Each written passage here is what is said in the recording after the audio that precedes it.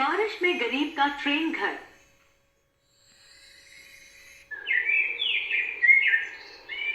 झोपड़पट्टी बनाकर रहने वालों की कोई इज्जत नहीं होती। ऐसे लोग कहीं पर भी झुग्गी झोपड़ी बनाकर रहने लगते हैं। फिर जब भी सरकार उन्हें वहां से भगा देती है तो दूसरी जगह ढूंढकर वो लोग रहने लगते हैं। उन्हीं झुग्गी झोपड़ियों में मीरा नाम की एक लड़की भी रहती थी। अम्मा, वो देखो ट्रेन जा रही है। ट्रेन जा रही है तो मैं क्या करूं? हम लोग भीख मांगकर अपना जीवन यापन करते हैं। ट्रेन में बैठने का सपना भी मत देखना। ट्रेन में बैठने में कौन सी बड़ी बात है अम्मा? झुग्गी झोपड़ी में रहने वाले बहुत सारे लोग ट्रेन में बैठकर इधर से उधर जाते रहते हैं। वो सब बिना टिकट लिए ही ट्रेन के डिब्बों में घुस जाते हैं। हम लोग कोई भी ऐसा काम नहीं करेंगे जिसमें हम लोग फंसे। भीख मांगकर गुजारा जरूर करते हैं, लेकिन जेल में जिंदगी बिताने से तो बेहतर ही है। उन लोगों ने जहां पर अपनी झुग्गी झोपड़ी बना रखी थी वहीं से ट्रेन भी गुजरती थी। उसी रेल की पटरी पर सुबह सुबह वो लोग शौच करने भी जाते थे। वहीं दूसरी तरफ वहां से थोड़ी दूर पर रेलवे की पटरी के पास कुछ झुग्गी झोपड़ी और भी बनी थी, जिसमें पप्पू नाम का एक लड़का रहता था। पप्पा इधर आओ, एक बात बताओ। क्या बताओगे तुम? यही ना कि आज तुझे भीख में कुछ नहीं मिला? अरे नहीं पप्पा, भीख मांग मांग के हमने बहुत पैसे इकट्ठे कर लिए हैं, तो हमारी शादी काहे नहीं कर देते? फालतू में शादी में पैसा खर्च करके क्या फायदा बता? पप्पू को शादी के कीड़े बहुत ज्यादा ही काट रहे थे। वो हर रोज रेल की पटरी पर ही शौच करने बहुत दूर तक निकल जाता था। एक दिन उसके पिता उसके पीछे पीछे चले गए, ये जानने के लिए कि आखिर इतनी दूर ये क्यों चला जाता है। तो उसने देखा कि वो हर रोज इस मीरा से मिलता था। उसने देखा कि उसका बेटा पप्पू मीरा से बातें कर रहा है। मीरा, इससे पहले कि हमारी झोपड़ियां यहाँ से हटा दी जाए और तुम कहीं और चली जाओ, मैं तुमसे शादी कर लेना चाहता हूँ। आखिर कब तक हम दोनों भगने के बहाने एक दूसरे से मिलते रहेंगे? अरे तो इंतजार किस बात का कर रहे हो पप्पू? जो करना है तुम्हें ही करना है। तुम मेरे परिवार से बात कर लो और शादी कर लेते हैं। पप्पू जैसे ही वापस आने के लिए मुड़ा, वैसे उसका पिता भी वहां से भाग गया और भागकर सीधा अपनी झोपड़ी में आकर बैठ गया। पप्पू, अब मुझे समझ आ गया है कि तू मुझसे शादी के लिए रोज रोज क्यों कहा करता है। इतनी दूर तू सुबह हगने के लिए नहीं जाता था, बल्कि अपनी होने वाली बीबी से मिलने जाता था, है कि नहीं? अरे पप्पा, तुम तो बिल्कुल अंतर्यामी निकले। जब आप सब कुछ जान ही गए हो तो जल्दी से चलो, मैं आपको मीरा के परिवार से मिलवा देता हूँ और हम लोगों की शादी तय कर दीजिए। देखो पप्पू, शादी में बहुत पैसा खर्च होता है। हम लोग भिखारी हैं और जिस लड़की से तू शादी करना चाहता है ना, वो भी भिखारी ही है। अरे कैसे होगी शादी बता? वैसे ही जैसे आपने शादी की थी। शादी के समय आप भी कहीं के महाराजा नहीं थे हैं? आपकी हालत भी उस समय यही थी।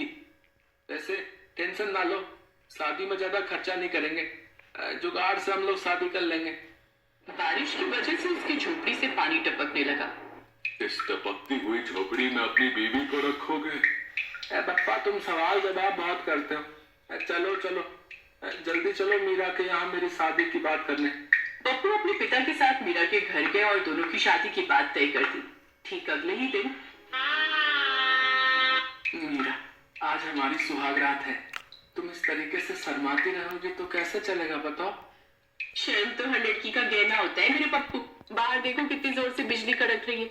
बारिश भी बहुत तेज हो रही है। इस झोपड़ी में कितने सारे छेद हैं। देखो ना, सारा पानी अंदर आता जा रहा है। बरसात के मौसम की वजह से हर रोज झमाझम बारिश होती थी। कपड़ों की बनी झुग्गी झोपड़ी पानी से लबालब भर गई। सारा पानी अंदर भर गया और कुछ ही देर में वो झोपड़ी टूटकर पानी में बहकर चली गई। अब वो दोनों काली रात में खुले आसमान के नीचे थे। बारिश भी बहुत तेज हो रही थी। अरे पप्पा कहाँ चले गए? कहीं बारिश में बह तो नहीं गए? तभी उसका पिता भागते हुए उन दोनों के पास आया और बोला, अरे बेटा पप्पू, हमारी झोपड़ी कहाँ गई? ससुर जी, हमारी झोपड़ी बारिश में बह गई। हमारे पास ना तो कोई तिरपाल है और ना ही मजबूत कपड़ा जिससे हम दोबारा झोपड़ी बना सके। और वैसे भी इतनी तेज तूफान आया है, कैसे होगा ये सब? अरे बातें मत करो, देखो बिजली कितनी तेज कड़क रही है। ठंड की वजह से तुम्हें बुखार आ जाएगा। तभी पप्पू के पिता की नजर ट्रेन के एक डिब्बे पर पड़ी जो काफी दिनों से बंद पड़ा था। पप्पू वो देखो, वो ट्रेन का डिब्बा कई सालों से ऐसे ही बंद पड़ा है। फालतू में बेकार पड़ा है। चलो जल्दी से उस डिब्बे के अंदर चलते हैं, कम से कम इस बारिश से तो राहत मिल जाएगी। हाँ ससुर जी, ये आपने बिल्कुल सही कहा। हम लोग बचपन में ही ट्रेन के डिब्बों में छुपकर खेला करते थे, कभी कभी तो सो भी जाया करते थे। चलिए जल्दी चलिए, इस बारिश की वजह से तो हमारी सुहाग रात भी अधूरी रह गई। अरे मीरा, कम से कम अपने ससुर जी के सामने ऐसी बातें मत करो। इतनी तेज बारिश में मुझे कुछ भी समझ में नहीं आ रहा है कि कौन ससुर है कौन पति। जल्दी चलिए। वो लोग उसी रात में उस ट्रेन के खाली पड़े डिब्बे में चले गए। वहाँ पर उन्हें थोड़ी राहत मिली, क्योंकि लोहे का पूरा डिब्बा था जिससे पानी अंदर आने का सवाल ही पैदा नहीं होता। तुम लोगों ने अपना सामान तो उठा लिया था ना? हाँ पप्पा, हम सारा सामान ले आए हैं। आप चिंता न करो, आपका सामान भी हम लोग उठा लाए हैं। पर झोपड़ी हमारी बह गई, बाकी सामान हमने बचा लिया। ठीक है, तुम लोग इसी डिब्बे में आराम करो, मैं दूसरे डिब्बे में जाता हूँ। पप्पू का पिता दूसरे के डिब्बे में जाकर अपने कपड़ों को बिछाकर वहीं सो गया। अगली सुबह भी बारिश बंद नहीं हुई तब मीरा ने कहा, देखो पप्पू, हम लोग जिस तरह से झोपड़ी बनाकर रहते थे उसका भी कोई सहारा नहीं था। कभी ना कभी वहां से भी भगा दिया जाता। तो इसी तरह जब तक हम इस ट्रेन के डिब्बे में रह रहे हैं तब तक इसको बहुत अच्छा आशियाना बना सकते हैं। हम लोग मिलकर इसे बहुत अच्छा सजाते हैं। क्यों ससुर जी, मैंने ठीक कहा ना? हाँ बेटा, बात तो तुमने सही कही। कुत्ता भी जहाँ बैठता है उतनी जगह साफ करके ही बैठता है। तो अगर तुम इसे अच्छा बना सकती हो तो बना दो, हम लोग भी तुम्हारी मदद करेंगे। इस तरह से उस झमाझम बारिश में तीनों ने मिलकर उस ट्रेन के डिब्बे को अंदर से इतना सजा दिया कि वो किसी आलीशान घर से कम नहीं लग रहा था। लेकिन उस डिब्बे में वो लोग हमेशा तो रह नहीं सकते थे। इसीलिए मीरा ने कहा, अब हम लोगों को रहने की कोई परेशानी नहीं है, लेकिन सरकार कभी न कभी तो यहाँ से हमें भगाई देगी। अब थोड़ा बड़ा सोचना पड़ेगा और भीख मांगनी बंद करनी पड़ेगी। हम लोग मिलकर कहीं मेहनत मजदूरी करते हैं और कहीं छोटी सी जगह लेकर अपना खुद का आशियाना बनाते हैं, वरना कब तक इधर उधर भटकते रहेंगे। ससुर जी को भी कितनी तकलीफ होती है, उनके बारे में तो सोचो। अब मीरा और पप्पू भीख मांगना छोड़कर मजदूरी करने लगे। उन्होंने अपने पिता को काम करने के लिए और भीख मांगने से मना कर दिया। 6 महीने तक वो लोग उसी ट्रेन के घर में रहे और कुछ पैसे इकट्ठा करके उन्होंने छोटा सा खेत खरीद लिया, क्योंकि खेत की जमीन सस्ती मिलती थी। लेकिन अगले दिन वहां पर सरकार के कुछ लोग आए और उस ट्रेन के घर से उन्हें भगा दिया। पप्पा तुम चिंता मत करो, मीरा की वजह से ही हमें कुछ बड़ा सोचने का मौका मिला।